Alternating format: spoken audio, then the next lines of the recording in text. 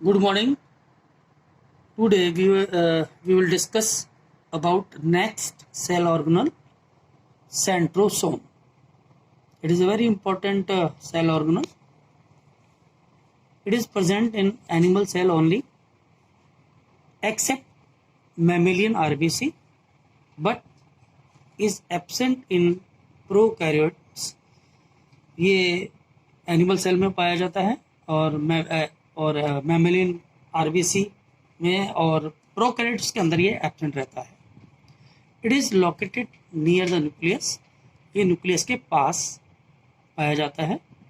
It is situation of position of centrosome. It contain two micro cylindrical bodies called centrioles. Centrioles surrounded by a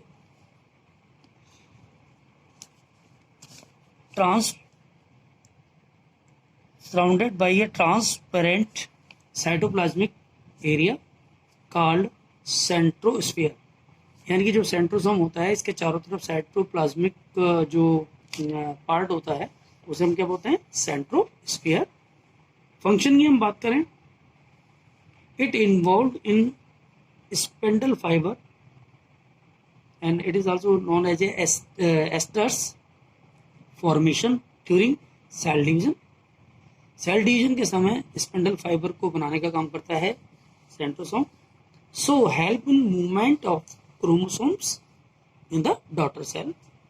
जब daughter cell का formation होता है तो इन spindle fibres से chromosome जुड़ जाता है सेंट्रोमियर पर और इस स्पेंडल फाइबर के थ्रू ही ये अपनी तरफ खींचता है और ड्यूरिंग द डॉटर सेल बनते समय. नेक्स्ट, इसके अंदर सेल इंक्लूजन्स का मतलब है नॉन लिविंग स्ट्रक्चर और कंपोनेंट ऑफ साइटोप्लाज्म और ए सेल. यानी सेल के नॉन लिविंग पार्ट को हम क्या कहते हैं, सेल इंक्लूजन्स या non living component of the cell also known as a cell inclusions are known as a cell inclusions such as vacuoles, granules and granules also known as a reserve food like a reserve food etc. सबसे पहले हम vacuole देखेंगे बच्चों. Vacuole, these are cytoplasmic inclusions because of these are the non-living component of the cytoplasm. They are clear fluid filled or a gas filled space. Vacuole के अंदर fluid भरा होता है या गैस भरी होती है. The vacuole is covered from outside by a covering called tonoplast.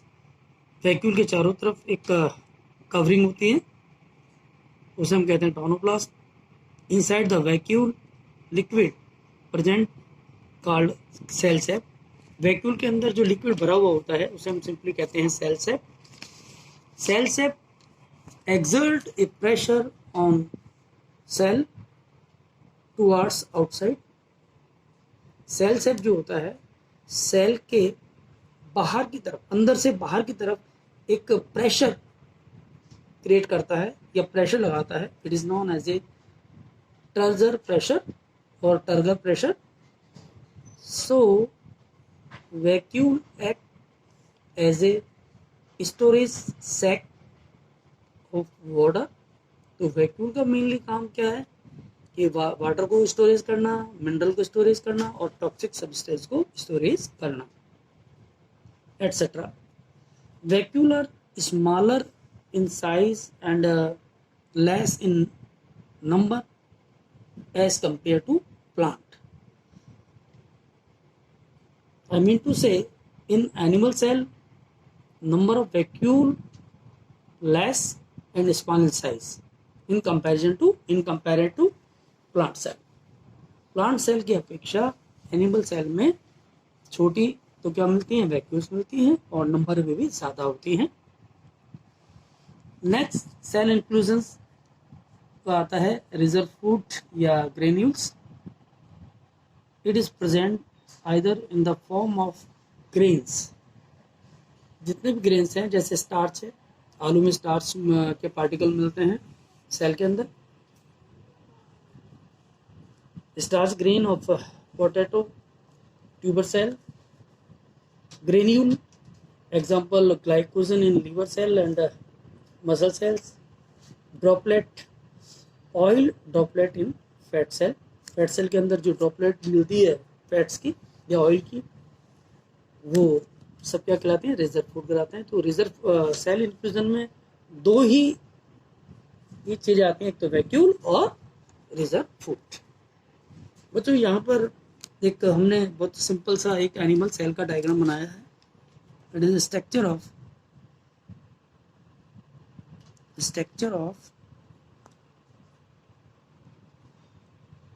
Animal. Simply इसको आप देख सकते हैं आसानी से. बाहर की तरफ जो आपको सेल दिख रही है, it is known as a plasma membrane.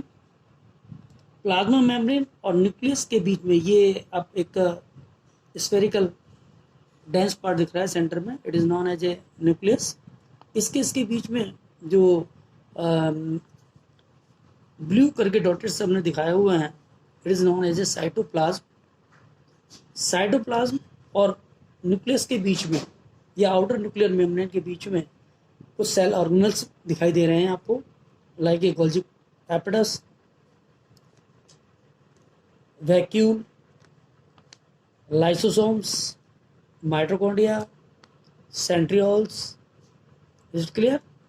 ये आपको एंडोप्लाज्मिक रेटिकुलम, लेकिन इस पर किसी प्रकार के आपको ग्रेन्यूल्स नहीं दिखाई दे रहे हैं, आरएनए नहीं दिखाई दे रहा है, राइबोसोम्स नहीं दिखाई दे रहे हैं. तो इसकी क्या कह रहे हैं? Smooth endoplasmic reticulum. यहाँ पर यदि ध्यान से आप देखें, ये इसके ऊपर आपको राइबोसोम्स दिखाई दे रहे हैं, राइबोसोम्स दाने के रूप में. तो इसलिए हमने इस एंडोप्लाज्मिक रेटिकुलम को क्या कहा? Rough endoplasmic reticulum, RER.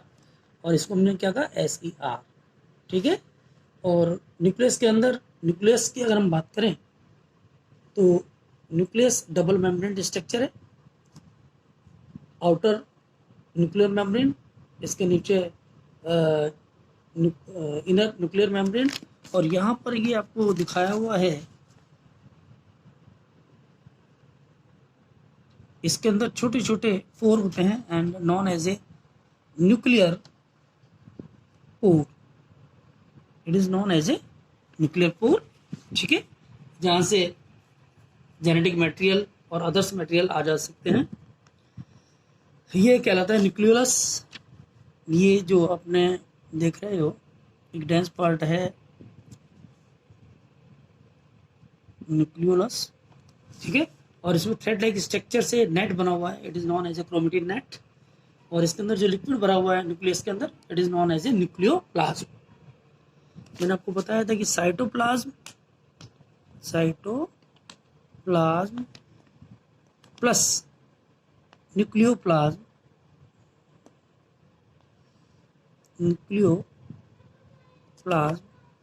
Is equal to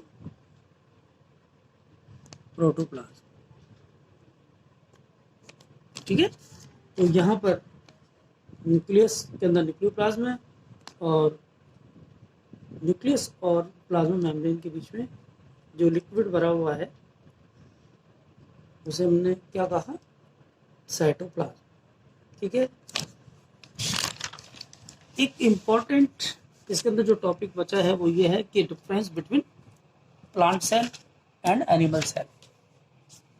बच्चों यहाँ पर हमने डिफरेंस दिखाया हुआ है. सेंटर, तो अगर हम बात करें करेक्टर की, इधर करेक्टर ले लें प्लांट सेल और एनिमल सेल के on the basis of cell wall. It is present outside the plasma membrane, यानी कि प्लांट सेल के अंदर सेल वॉल प्रेजेंट होती है. Cell wall present, cell wall present. Animal के अंदर cell wall absent but outer covering in plasma membrane. Plastid plant cell में present, animal cell में एब्सेंट। सेंट्रियोल्स प्लांट सेल में absent, animal cell में present. Nucleus plant cell में generally eccentric यानी कि peripheric होता है, यानी कि सेल वॉल के नियर बाई होता है, और एनिमल सेल में सेंटर के अंदर होता है। इसलिए हमने कहा कि जो न्यूक्लियस का जो टाइप है वो सेंट्रिक प्रकार का है। रिजर्व फूड की हम बात करें तो reserve food occur in the form of starch, starch के रूप में होता है प्लांट के अंदर रिजर्व फूड, और एनिमल के अंदर reserve food occur in the form of glycogen. Size की हम बात करें, प्लांट सेल आर यूजुअली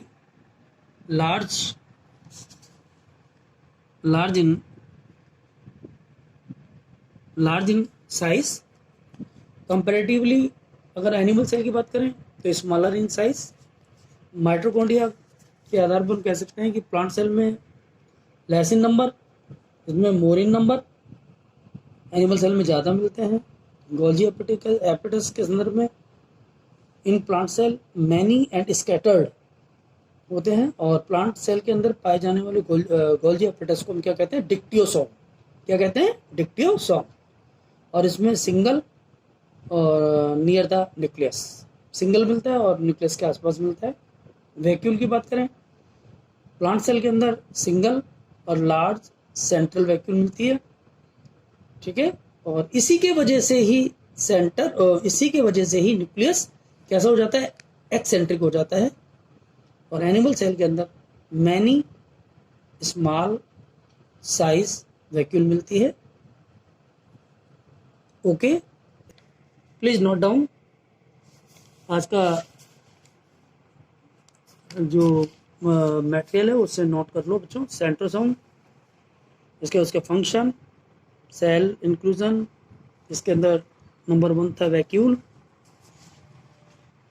दूसरा ग्रेन्यूल रिजर्व फूड, और इसके बाद ये structure of animal cell. Okay,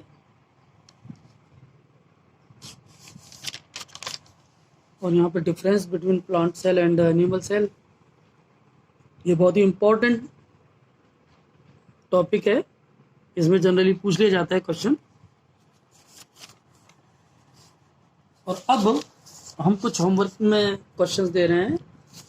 question number 1, who discovered cells and how. Second, why is the cells called the structural and functional unit of life. Third, draw the labelled diagram of animal cell. Question number 4, write down difference between plant cell and animal cell. Okay, have a nice day. और next time हम जब भी class में मिलते हैं, पहले नया कोई चैप्टर लेंगे फिजिक्स या केमिस्ट्री में से, ठीक है। ओके।